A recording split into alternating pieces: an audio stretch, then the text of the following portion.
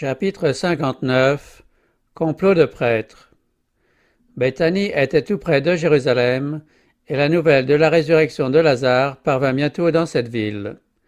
Des espions, qui avaient assisté au miracle, renseignèrent rapidement les principaux des Juifs. Le Sanhédrin fut immédiatement convoqué pour décider ce qu'il y avait à faire. Le Christ venait d'affirmer d'une façon évidente sa puissance sur la mort et sur le sépulcre.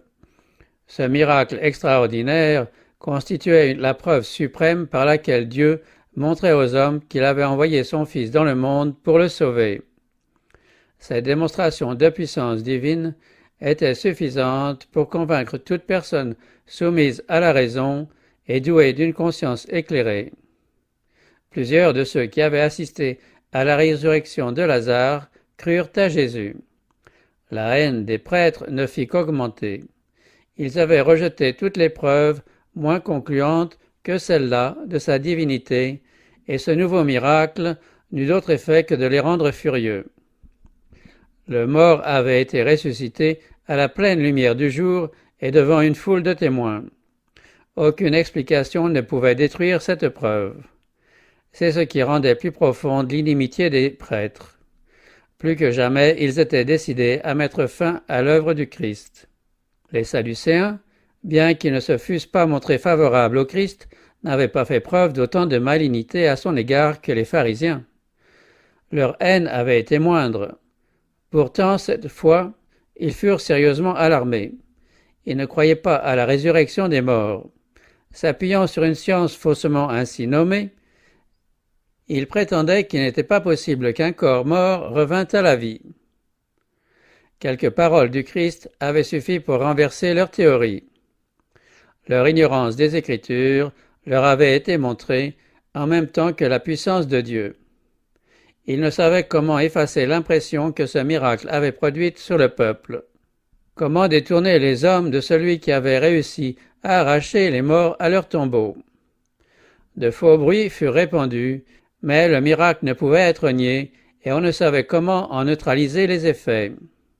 Jusque-là, les Sadducéens n'avaient pas secondé le projet de mettre le Christ à mort. Cependant, après la résurrection de Lazare, ils crurent que cette mort seule pourrait mettre fin à ces accusations hardies. Les pharisiens qui croyaient à la résurrection ne pouvaient s'empêcher de voir dans ce miracle une preuve de la présence du Messie au milieu d'eux.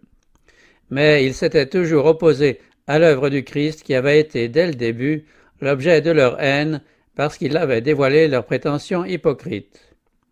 Il avait déchiré le vêtement des rites rigides sous lequel ils cachaient leur difformité morale. La religion pure qu'il enseignait était la condamnation de leur creuse profession de piété.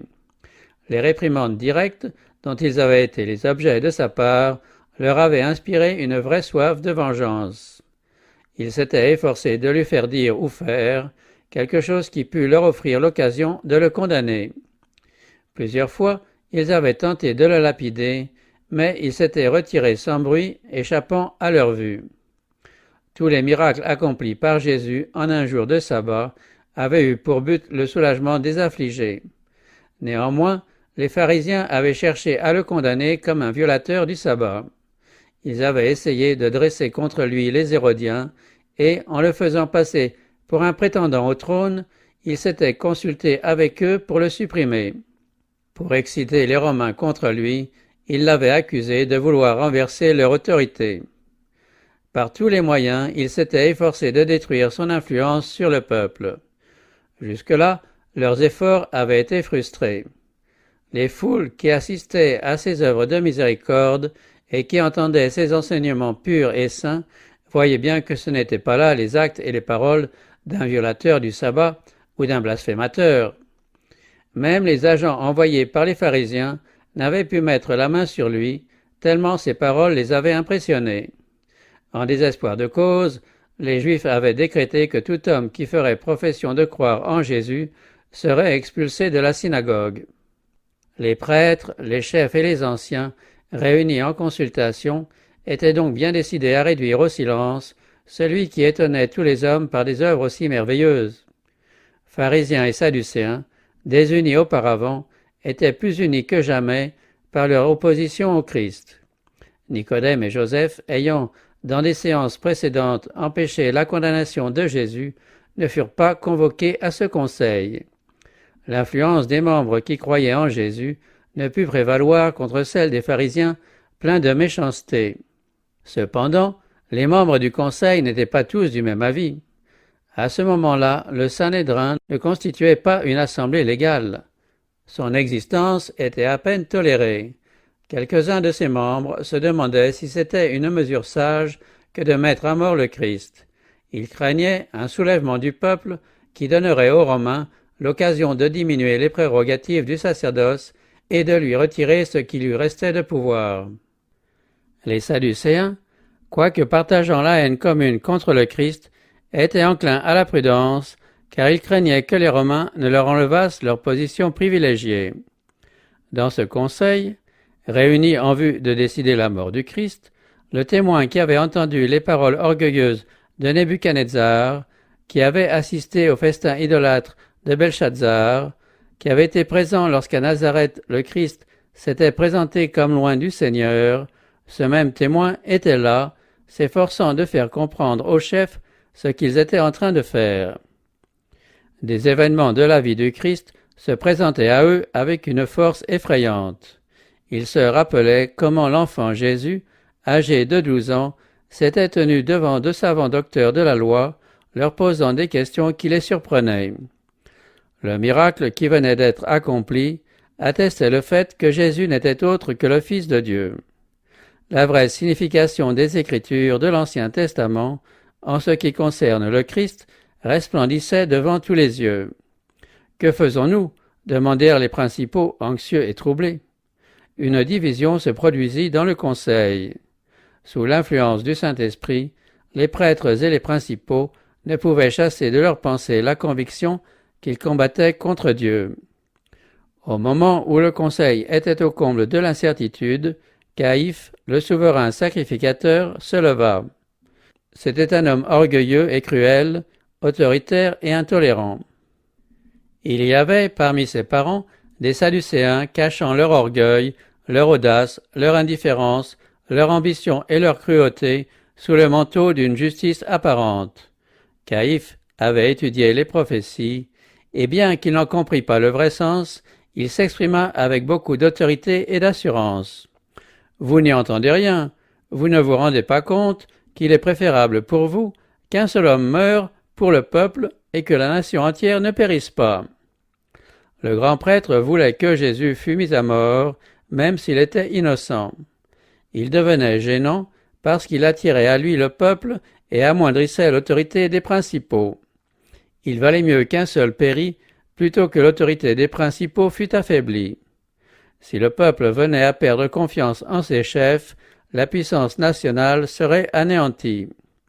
Caïphe insinuait qu'à la suite de ce miracle, les disciples de Jésus pourraient bien fomenter une révolte. Les Romains viendraient alors, disait-il, fermeraient notre temple, aboliraient nos lois et détruiraient notre nation. Qu'est-ce que la vie de ce Galiléen comparée à celle de la nation tout entière? S'il fait obstacle au bien-être d'Israël, n'est-ce pas rendre un service à Dieu que de l'écarter? Mieux vaut qu'un seul homme périsse plutôt que toute la nation soit détruite.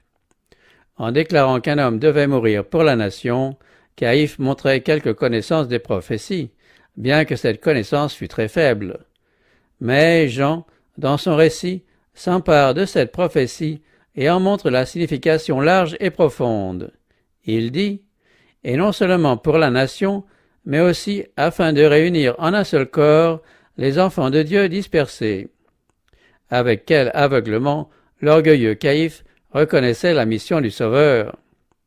Sur les lèvres de Caïphe, cette vérité si précieuse devenait un mensonge. La ligne de conduite qu'il recommandait partait d'un principe emprunté au paganisme. Le sentiment obscur que quelqu'un devait mourir pour la race humaine avait amené les païens à offrir des sacrifices humains. Caïphe proposait, au moyen du sacrifice de Jésus, de sauver la nation coupable, non pas de ses transgressions, mais dans ses transgressions, pour qu'elle pût continuer à pécher. Il espérait, par ce raisonnement, réduire au silence ceux qui osaient ne rien trouver en Jésus qui fut digne de mort. Une conviction profonde s'était emparée des ennemis du Christ dans ce conseil. Le Saint-Esprit avait fait impression sur leur cœur. Mais Satan s'efforça de regagner sur eux son empire. Il leur rappela leurs griefs à l'endroit du Christ et comment il avait fait peu de cas de leur justice. Jésus présentait une justice bien plus parfaite que devaient posséder tous ceux qui aspiraient à devenir enfants de Dieu. Ne tenant aucun compte de leur forme et de leur cérémonie, il avait encouragé les pécheurs à s'adresser directement à Dieu, le Père des miséricordes, et à lui faire connaître leurs besoins. Ainsi, d'après eux, il avait méprisé le sacerdoce. Il avait refusé de reconnaître la théologie des écoles rabbiniques. En exposant au grand jour l'inconduite des prêtres, il avait irréparablement compromis leur influence. Il avait neutralisé l'effet de leurs maximes et de leurs traditions en déclarant qu'ils anéantissaient la loi de Dieu par leurs règlements rituels si rigides. Satan rappela toutes ces choses à leur esprit et leur suggéra qu'ils devaient mettre Jésus à mort s'ils voulaient maintenir leur autorité. Ils suivirent ce conseil. La crainte de perdre leur pouvoir leur paraissait un motif suffisant pour prendre une décision. À part quelques-uns qui n'osèrent pas exprimer leur opinion, le Sanhédrin reçut les paroles de Caïphe comme les paroles de Dieu. Le conseil se trouva soulagé, la discorde cessa. On décida de mettre le Christ à mort à la première occasion favorable. En rejetant la preuve de la divinité de Jésus, ses prêtres et ses chefs s'étaient enfermés dans des ténèbres impénétrables. Ils s'étaient placés entièrement sous la domination de Satan, qui allait les précipiter dans une ruine éternelle. Mais celui-ci avait si bien réussi à les tromper qu'ils se félicitaient eux-mêmes, se considérant comme des patriotes désireux de sauver leur nation. Les sanhédristes redoutaient toutefois de prendre contre Jésus des mesures précipitées, de craindre d'irriter le peuple et d'attirer sur eux-mêmes la peine qu'ils méditaient pour Jésus. Cette considération amena un délai dans l'exécution de la sentence prononcée par le Conseil. Les complots des prêtres n'échappèrent pas au Sauveur. Ils savaient qu'ils voulaient se débarrasser de lui et que leur dessein ne tarderait pas à se réaliser. Mais ce n'était pas à lui de hâter la crise. Il se retira donc de la contrée, emmenant les disciples avec lui. Ainsi, Jésus confirmait par son propre exemple la recommandation qu'il avait faite aux disciples « Quand on vous persécutera dans cette ville-ci, fuyez dans une autre ». Il y avait un vaste champ où ils pouvaient travailler au salut des âmes et, à moins que leur fidélité ne l'exigeât, les serviteurs du Seigneur ne devaient pas mettre leur vie en péril. Le ministère public de Jésus en faveur du monde avait duré 3 années. Il avait donné l'exemple du renoncement et d'une bienveillance désintéressée. Sa vie de pureté, de souffrance et de consécration était connue de tous. Cependant, cette courte période était tout ce que le monde pouvait supporter de la présence de son Rédempteur. En butte aux persécutions et aux injures, chassé de Bethléem par un roi envieux, rejeté par les siens à Nazareth, condamné à mort sans cause à Jérusalem, Jésus, avec ses quelques fidèles disciples, trouva un asile momentané dans une ville étrangère. Il était maintenant banni loin de ceux qu'il s'était efforcé de sauver, celui qui, toujours, s'était laissé toucher par le malheur humain, qui avait guéri les malades, rendu la vue aux aveugles, l'ouïe aux sourds, la parole aux muets, et qui avait rassasié les affamés et consolé les affligés.